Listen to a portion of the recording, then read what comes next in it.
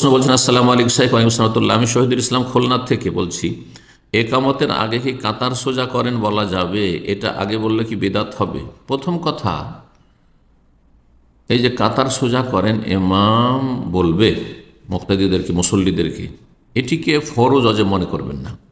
অনেকে এটিকে ফরজ অজেব মনে করেছেন। আরব দেশে দেখে যান হয়তো অনেকে, আর ভাবেন যে আরবরা করছে, করলেই অজেব হয়ে যায় না। যে সব আমরা করে থাকি আর সেগুলি শরীয়ত সম্মত হইলে ফরজ হইতে পারে, অজেব হইতে পারে, আবার সুন্নত হইতে পারে, মুস্তাহাব হইতে পারে। সুন্নত মুআক্কাদাও না হইতে মুস্তাহাব হইতে পারে। তো কাতার সোজা যদি এমনিতেই দেখেন যে অল্প লোক আছে, এমনিতে তারা কাতার সোজা করে আছে, আর কাতারে কাতার মিলিত হয়ে আছে, তারপরও বলতে হবে কাতার সোজা করে নেন, কাঁধে কাঁধ মিলিয়ে নেন, পায়ে পা মিলিয়ে নেন, কোনো প্রয়োজন নেই।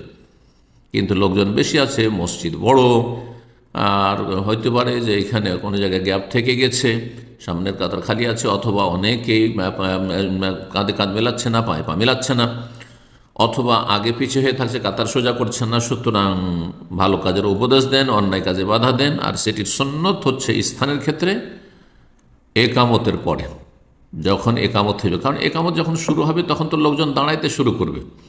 একামতের পরে এটি হচ্ছে সুন্নাত মুস্তাহাব।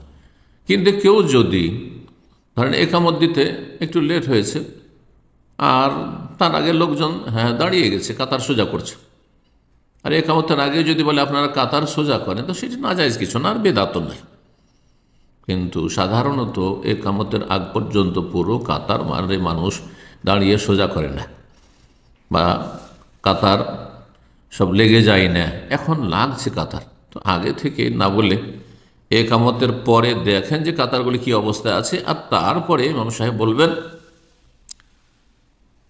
আরবি যদি সেখানকার লোকেরা বোঝে তাহলে আরবিতে বলবেন। এটা ভাববেন না যে আমাদের দেশ সফুফাকুম, ইস্তাউ ওয়াতাদিলু, এগুলো করবেন। কি বুঝবেন?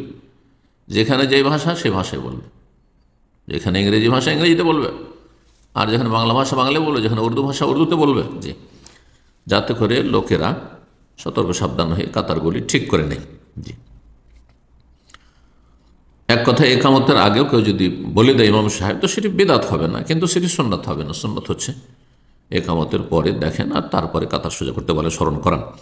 7 নম্বর প্রশ্ন বলছেন, আসসালামু আলাইকুম শেখ। ওয়ালাইকুম সালাম। মৃত ব্যক্তির সন্তানও নেই, মা বাবাও নেই, মা বাবার মা বাবাও নেই, তার স্ত্রী আছে, 5 ভাই আর 1 বোন আছে, তাহলে তার সম্পদ কিভাবে ভাগ বন্টন হবে? এটি ফারায়েজের মাসলা।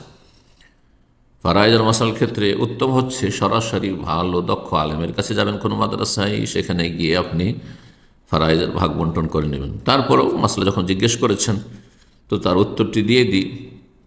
এখানে স্ত্রী আছে, আর স্ত্রী আছে, ছেলে মেয়ে নেই যখন, তাহলে স্ত্রী 4 আনা, 100-তে 25 পয়সা পাবে, 4 ভাগের 1 ভাগ রবও পাবে। কোরআনে সূরা নিসাতে আল্লাহ রাব্বুল বর্ণনা করেছেন যে সেখানে মিরাসে যে ভাগ বন্টন রয়েছে, যে আয়াত ইউসিকুমুল্লাহু ফি আওলাদিকুম লিযাকারি মিসলু হাযিল, সেখানে ওয়ালাহুন্না রুবু মিম্মা তারাকতুম। জি, ইন লাম ইয়াকুন লাহুন্না ওয়ালাদ। তো বলছেন যে স্ত্রী পাবে, সেখানে বলছি যে সেখানে আল্লাহ বলেছেন 4 ভাগের 1 ভাগ পাবে রুবু, যদি তোমাদের ছেলে মেয়ে না থাকে। তাহলে 4 ভাগের 1 ভাগ পেয়ে গেল, 75 পয়সা বাঁচল। 4 ভাগ করে 3 ভাগ বাঁচলো, 5 ভাই আর 1 বোন। তো 5 ভাই 5 দুগুণে 10 ভাগ করতে হবে তাদের, আর 1 বোন, তাহলে টোটাল বাকি 11 ভাগ করবেন। এখন এই যে 75 পয়সা আছে, বা 4 ভাগ করে 3 ভাগ আছে, একে 11 ভাগ করতে হবে। 11 দিয়ে ভাগ দেন 75 পয়সাকে, আর তারপরে যতটা পাই 1 ভাগ দেবেন এই 11 ভাগের বোনকে, আর 2 ভাগ 2 ভাগ করে সে ভাইগুলি পাবে, 2 ভাগ 2 ভাগ করে ভাইগুলি পাবে। জি, আশা করি বিষয়টি স্পষ্ট হয়েছে।